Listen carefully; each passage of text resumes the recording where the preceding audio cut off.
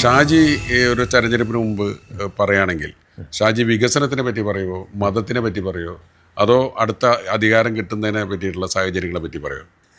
എൻ്റെ അതിനകത്തുള്ളൊരു കാഴ്ചപ്പാടെന്ന് വെച്ചാൽ, ഞാൻ രാഷ്ട്രീയത്തിലെ ഇപ്പോഴും കാണുന്ന ഒരു പ്രോബ്ലം നിങ്ങൾ പറയുന്ന വിഷുവിനെ തന്നെ വലുതായിട്ട് നമ്മൾ കാണുന്നത്, രാഷ്ട്രീയത്തിൽ ഈ പറയുന്ന വിഭാഗം ഉണ്ടല്ലോ, ഈ കോൺട്രവേഴ്സി, നമ്മൾ വർഗീയത, ഇത്തരത്തിൽ കേരളത്തിലൊരു പൊതുമനസ്സിന് അതിലത്ര വലിയ താല്പര്യമൊന്നും. പ്രത്യേകിച്ച് നമ്മളിനി ചെയ്യാൻ പോകുന്ന വോട്ടർമാരിൽ ഒരു 30% പുതിയ വോട്ടർമാരാണ്. അവർക്ക് ഇതിലൊന്നും കാര്യമില്ല. പ്രത്യേകിച്ച് നിങ്ങൾ ഈ മതങ്ങൾ തന്നെ എടുത്ത് നോക്കിയാൽ, ഈ മതത്തിനകത്ത് മതത്തെ വലിയ ആചാരമായിട്ട് അങ്ങനെ കൊണ്ടു നടക്കി അവർ ഈ മതസംഘടനകൾക്കകത്തും അവർ ഉണ്ടാക്കുന്ന ചില ബാരിക്കേഡ്സുകളും കാര്യങ്ങളൊക്കെ എന്ന് വെച്ചാൽ പ്രാസ്ഥാനികമായിട്ടുള്ള മതങ്ങൾ, ഞാൻ പറയാൻ ശ്രമിക്കണം അതാണ്. അതിലെ തർക്കവിതർക്കങ്ങൾ നമ്മൾ കുറേ കേൾക്കാറുണ്ട്. മൈനോട്ട് ഇഷ്യൂ ആയിരിക്കും, പക്ഷെ എന്നാലും വലിയ തർക്കമായിരിക്കും. ഇതൊന്നും ഈ പുതിയ ജനറേഷനെ വലിയൊരു വിഷയം ബാധിക്കുന്നില്ല അല്ലേ. അവരതിനെക്കുറിച്ച് അതിൽ നെഗറ്റീവും പോസിറ്റീവും ഉണ്ടാവാം, പക്ഷേ ഇതൊന്നുമില്ല. അവർ കാണിക്കുന്നത് അവരുടെ അടുത്ത ജീവിതം. ഇപ്പം പലപ്പോഴും നമ്മളെ കുട്ടികൾ വിദേശത്ത് പോകാനുള്ളൊരു പ്രധാനപ്പെട്ട കാരണം എന്താണ്? അവരുടെ ജീവിതം സ്വച്ഛന്താവണം, മറ്റുള്ളവൻ്റെ കാര്യത്തിൽ ഇടപെട്ട് കുഴപ്പമുണ്ടാക്കി ഈ പ്രശ്നം അങ്ങനെ ജീവിക്കാനാണ് അവർക്ക് ഇഷ്ടം. അപ്പം ആ തലമുറയാണ് നമ്മളുടെ ഇടയിൽ അതിശീഘ്രം ഒരു 30-35% വോട്ടിങ്ങിനെ നിയന്ത്രിക്കാവുന്ന. എനിക്ക് വേറെ കാര്യം തോന്നാറുണ്ട് സത്യമായിട്ട്. ഈ പറയുന്ന സാധനത്തിൽ എനിക്കൊരു വ്യത്യാസം തോന്നിയെന്ന് വെച്ചാൽ, വോട്ട് ചെയ്യാൻ ഇപ്പം താല്പര്യം കാണിക്കുന്നുണ്ട് ഇപ്പോഴത്തെ പുതിയ തലമുറ. രാഷ്ട്രീയത്തിൽ ഇടപെടാൻ താല്പര്യമുണ്ട്, പക്ഷേ അവർക്ക് കമ്മിറ്റ്മെൻറ്റ്സ് ഇല്ല.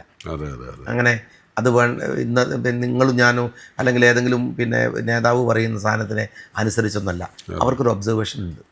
അതിനനുസരിച്ചിട്ടാണ് ഫാമിലി ചിലപ്പോൾ ലീഗോ കോൺഗ്രസ്സോ CPM ഒക്കെ ആയിരിക്കും, പക്ഷെ അയാൾക്ക് ഒരു ചോയ്സ് ഉണ്ട് പുതിയ. അവിടെ നമ്മൾ പറയേണ്ടത് പുതിയ കാലത്തെ പുതിയ സമൂഹം അഭിമുഖീകരിക്കുന്ന പ്രശ്നങ്ങളെക്കുറിച്ചാണ്. ഇപ്പോൾ ഈ ഒറ്റ കാര്യം ഞാൻ പറയും, ഈ 3 ഘടകങ്ങൾ, ഒന്ന് സോഷ്യൽ വെൽഫെയർ, ഒന്ന് എഡ്യൂക്കേഷൻ, ഒന്ന് ഹെൽത്ത്. ഈ 3 എണ്ണത്തിൽ ഒരു ഭരണകൂടം എടുക്കുന്ന താല്പര്യങ്ങളാണ് ഒരു വെൽഫെയർ കൺട്രി എന്താണെന്ന്, അല്ലെങ്കിൽ ഒരു വെൽഫെയർ സ്റ്റേറ്റ് എന്താണെന്ന് നിശ്ചയിക്കുന്നതിൻ്റെ ബേസായ സാധനം. നമ്മളുടെ എഡ്യൂക്കേഷൻ എങ്ങനെ ഏത് തരത്തിൽ നിന്ന് തീരുമാനിക്കേണ്ടത് ഗവൺമെൻറ് ആവണമെങ്കിൽ ഗവൺമെൻറ്റിൻ്റെ സർവീസ് അതിനകത്ത് ഉണ്ടാവണം. നമ്മളുടെ ആരോഗ്യങ്ങൾ, ഇവിടുത്തെ മരുന്ന് ലോബി, ഇവിടുത്തെ ഈ വിഷം തളിച്ചേരുന്ന ഭക്ഷണ പദാർത്ഥങ്ങൾ, ഇതൊക്കെ നമ്മൾ എത്രത്തോളം തകർക്കുന്നു എന്നതിനെ മറികടക്കാൻ നമുക്ക് കഴിയണമെങ്കിൽ ആരോഗ്യത്തിൽ ഗവൺമെൻറ്റിൻ്റെ സർവീസ് ഉണ്ടാവണം. മൂന്നാമത്തെ കാര്യം, നമ്മളുടെ ഏറ്റവും ദുർബലമായിട്ടുള്ള വിഭാഗങ്ങളായ ആളുകൾ, ബെഡ് റിഡനായ ആൾ, ഒരാൾക്ക് വോട്ട് ചെയ്യാൻ വരാൻ കഴിയില്ല, പക്ഷേ അയാൾക്ക് രാഷ്ട്രീയമുണ്ട്. അയാൾ ആരെ അഡ്രസ്സ് ചെയ്യും? അയാൾ അഡ്രസ്സ് ചെയ്യണമെങ്കിൽ അയാളെ ഗവൺമെൻറ് അഡ്രസ്സ് ചെയ്യണം. ഇപ്പം ഞാൻ ഈ സൗത്ത് ആഫ്രിക്കയിൽ നിന്ന് കുറച്ച് കൂടെ അപ്പുറം പോയിട്ട് ബ്ലൂ ഫണ്ടൈൻ എന്ന് പറയുന്നൊരു ആഫ്രിക്കൻ കൺട്രി ഉണ്ട്. എന്നെ അത്ഭുതപ്പെടുത്തിയ ഒരു ആഫ്രിക്കൻ കൺട്രിയാണ് ആ ബ്ലൂ ഫണ്ടൈൻ, അവിടെയാണുള്ളത്. ആ സിറ്റിക്കകത്ത് ജോയ്സ്റ്റിക്ക് യൂസ് ചെയ്യുന്നവർക്ക് വരെ ട്രാക്ക് ഉണ്ട്. അപ്പോൾ ഞാനവിടെ അന്വേഷിച്ച് ചോദിച്ചു, ആ നഗരത്തിൽ ഏകദേശം അന്വേഷിച്ച് നോക്കിയാണ് അവിടുത്തെ ഏകദേശം ഒരു 50-55 പേരെ ഇത് ഉപയോഗിക്കുന്നവരുള്ളൂ. പക്ഷേ അവനും സ്പേസ് ഉണ്ട്. നമ്മുടെ നാട്ടിൽ ഓട്ടിസം ബാധിച്ച അല്ലെങ്കിൽ അങ്ങനത്തിൽ ഒരു മെൻ്റലി റിട്ടയർഡ് ആയിട്ടുള്ള കുട്ടികളുടെ അമ്മമാർക്ക് ആലോചിക്കണം, അവർക്ക് വേറെ ലൈഫില്ല. ഈ കുട്ടിയുടെ കൂടെ നമ്മൾ പറയുന്നു ആ കുട്ടി രോഗിയാണ്, പക്ഷെ സത്യത്തിൽ ആ കുട്ടി മാത്രമല്ല, കാലക്രമേണ ആ കുട്ടിയെ പരിചരിക്കുന്ന അമ്മയും രോഗിയാവുകയോ, ആ കുട്ടി ഇതൊന്നും അറിയുന്നില്ല, അറിഞ്ഞുകൊണ്ട് തന്നെ ആ അമ്മ ജീവിതം ഹോമിക്കുകയോ ചെയ്യുന്നുണ്ട്. അച്ഛനൊരു അറ്റാക്ക് വന്ന സമയത്ത് ഒരു രോഗീനെ കൂടെ കിടക്കാൻ ഇവർക്ക് പോകാൻ വയ്യ. സ്വന്തം ഭർത്താവിൻ്റെ അല്ലെങ്കിൽ ഈ കുട്ടീൻ്റെ, കാരണം ഈ കുട്ടീനെ ആരും നോക്കുന്നുള്ളത്, അവരെ ഡേ കെയർ ചെയ്യാവുന്നൊരു സിസ്റ്റം പോലും സത്യത്തിൽ നമ്മുടെ നാട്ടിലില്ല.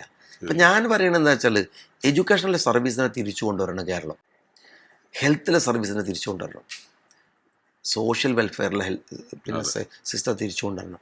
നമ്മൾ തുടങ്ങേണ്ടത് വലിയ വ്യവസായവും വലിയ പദ്ധതികളുമല്ല. നമ്മളുടെ ഒരു ഗവൺമെൻറ്റിനോട് ആളുകളുടെ ഇൻവോൾവ്മെൻ്റ് ഉണ്ടാവണം. എന്തുകൊണ്ടാണ് ഇപ്പം ഒറ്റ ചോദ്യം ഞാൻ പറയാം, നിങ്ങൾക്കിപ്പോൾ തൃശ്ശൂരിൽ സത്യേട്ടനപ്പോൾ ദിവസം നിങ്ങൾ ഡിപ്പെൻഡ്, ഞാനിവിടെ വരുമ്പം തന്നെ എന്നോട് പറഞ്ഞു, ഒരു ഓട്ടോറിക്ഷ ഡ്രൈവർ അവിടെ ഉണ്ട്, ഓട്ടോ ഓടിച്ചാണ് ഒരു 400 രൂപക്ക് ആണ് ഒരു ഓട്ടോ ഒരു ദിവസം റെൻറ്റിനെടുക്കുന്നത്.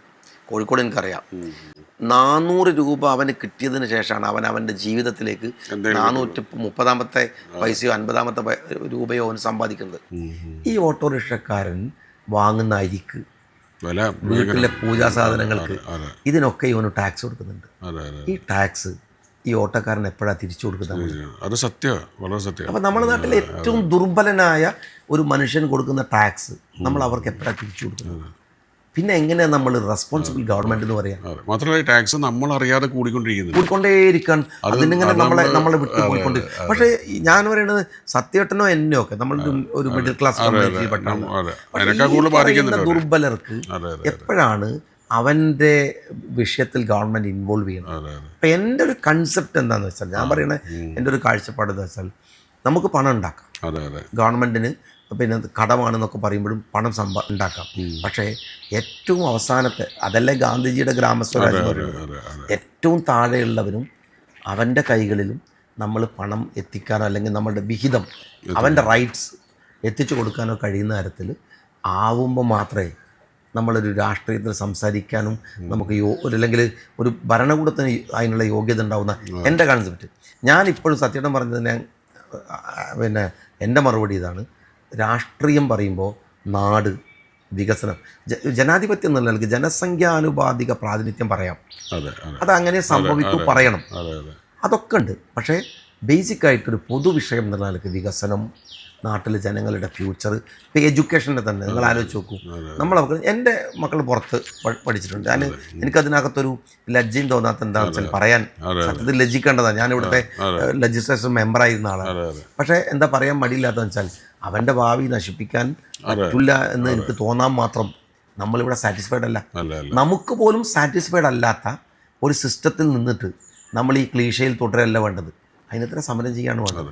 അല്ല, ഇത് ആ രീതിയിലുള്ള കാഴ്ചപ്പാടുണ്ടായുള്ള നേതാക്കന്മാരുണ്ടെങ്കിൽ അത് ഡെഫിനറ്റായിട്ടും ജനങ്ങൾ അവരെ തിരിച്ചറിയും, അവരെ മുന്നോട്ട് കൊണ്ടുവരികയും ചെയ്യും. അതില്ല എന്നുള്ളതാണ് നമ്മുടെ സങ്കടം.